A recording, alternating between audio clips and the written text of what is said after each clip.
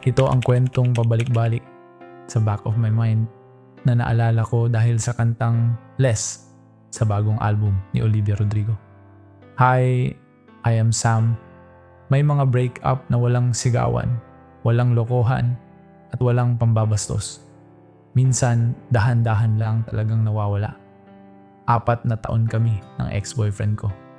Sabay kaming lumaki, sabay kaming nag-review para sa board exams, at magkasama kaming nangupahan sa isang maliit na kondo malapit sa may Espanya. Sobrang bait niya. Wala siyang bisyo, maalaga siya, at alam kong mahal na mahal niya ako hanggang sa huling sandali. Pero habang tumatagal, napapansin ko ang sarili ko. Kapag magka-chat kami, hindi ko na hinahanap. Kapag magkasama kami sa kwarto, mas gusto ko na lang magbasa o matulog kaysa kausapin siya. Walang ibang tao, walang nangyaring masama.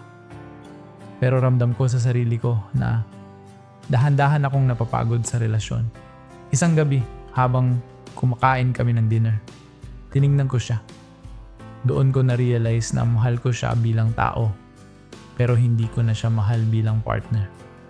At ang masakit, wala siyang ginagawang mali para maging dahilan ng pag-alis ko. Noong nakikinig ako sa bagong album ni Olivia, umiyak ako dun sa kantang Less. Kasi eksaktong ganoon ang nangyari sa amin. Ang hirap makipag-break sa taong perpekto para sa iyo. Pero kailangan mong iwanan dahil alam mong bawat araw na lumilipas, mas lumiliit at nababawasan na lang ang kaya mong ibigay sa kanya. Hanggang ngayon, naiisip ko pa rin, malibang iwanan ang taong walang ibang ginawa kundi mahalin ka dahil lang sa napagod ka na